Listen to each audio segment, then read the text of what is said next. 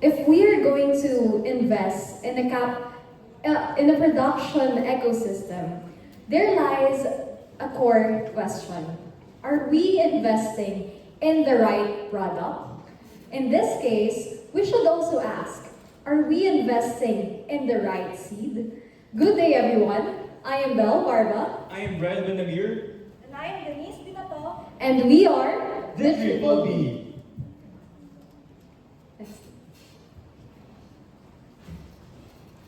So for our POV,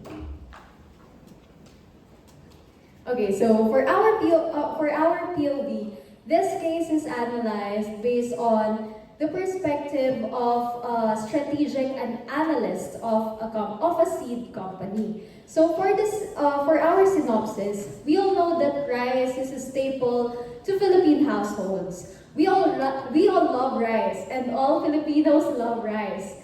It accounts for approximately 20% of the average of families' food expenditure that significantly influence the national inflation rates. However, with the growing challenges that the sector faces, such as tariff adjustments, climate stress, and global shipping and currency volatility, pose risk of great economic disruption to Filipino families if sustainably faced. Furthermore, with a high rate of dependence on rice seed imports, it threatens the country's strategic agricultural sovereignty. Currently, the hybrid rice technology has been continuously promoted by the Department of Agriculture and also by the RCEF to improve productivity and reduce dependence on imports. It's a good thing, right? On the other hand, while it is economically beneficial, the production cost per kilo of the hybrid seeds goes as high as 500 pesos, approximately 250% higher than the imported rice seeds. So for our problem statement, should the Philippines continue relying on cheaper imported hybrid rice seeds or invest in building a more expensive but strategically important domestic seed production industry? For the next part. So in our case analysis, we make use of the macro-environmental analysis, which is the PESTEL, in order to assess the stressors or the factors that affects the adaptation of hybrid seeds here in the Philippines. So as part of our analysis, we found out that this is already backed up by the government, which supports or offers a program that put awareness on the hybrid technology. It also affects the economic, in which there's a seed production that creates a supply chain and reduce the exposure to foreign exchange. And by that, we can have a higher production cost, but also a highly technical labor practices that the Filipino people or the system we have here in the Philippines could take. In social, the consumers increasingly demand a high quality, safe, and affordable rice products that requires the industry to build a stronger policy and operational standard. And for the technological, this is a labor-intensive and technical, which why even the farmers here in the Philippines find it hard to adopt and study. And for the environmental, we all know that here in the Philippines, we are prone to disasters. We have typhoon exposure and so on and so forth that affects the hybrid seeds that requires not only a high capital requirements, but also an environmental structure that can protect its production.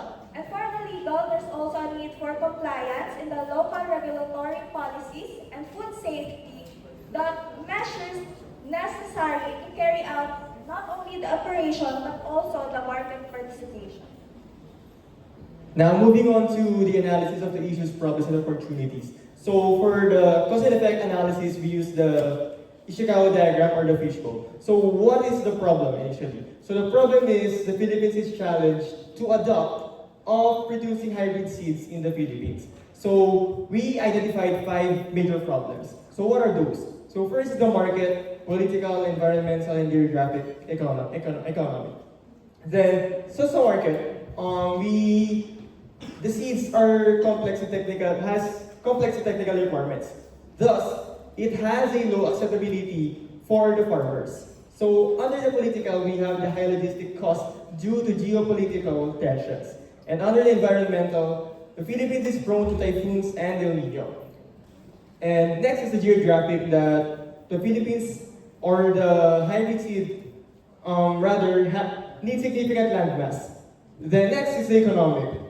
Technical labor and extensive seed production will reflect additional expenses. So next.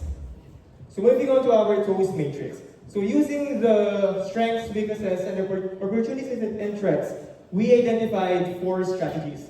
So our SO strategies can reduce the exposure on foreign exchange in order to lower retail pricing. And now we're moving on to our WO strategies.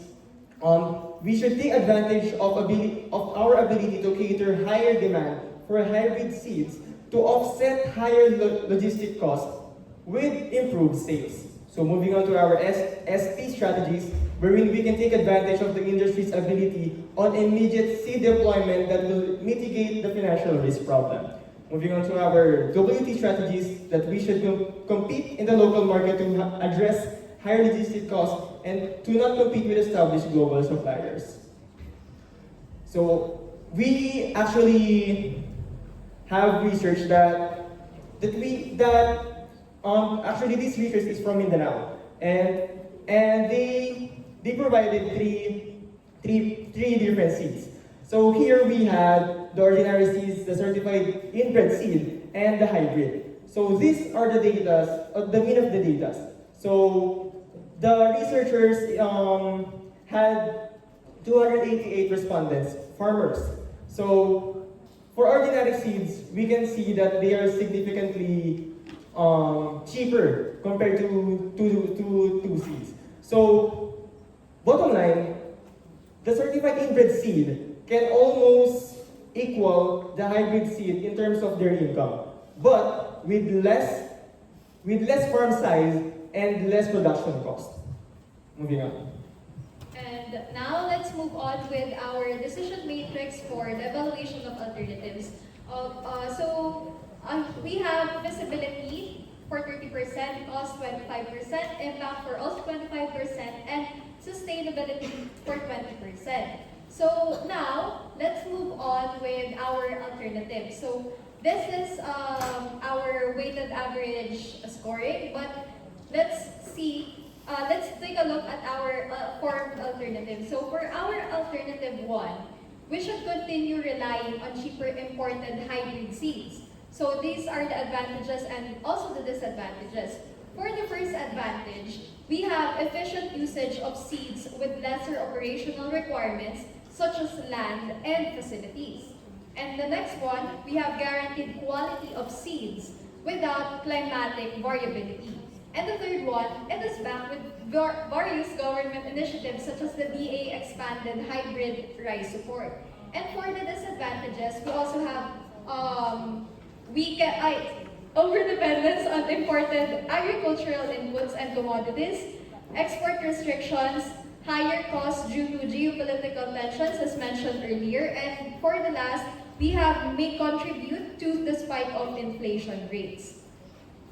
And for our second alternative, we have thought that we should invest heavily in developing a domestic hybrid seed production ecosystem. So I would skip this part so I can further discuss our alternative 3. So for our alternative 3, we should shift prioritization to certified inbred seeds importation for 1 year, and then we will, while developing the production ecosystem for, of course, the inbred seeds.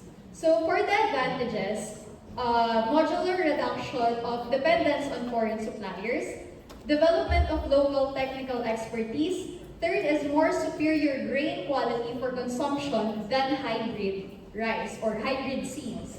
And also development of local technical expertise. And for the last, long-term greater supply chain resilience. So we got this from the research. Okay, thank you, and this is our decision.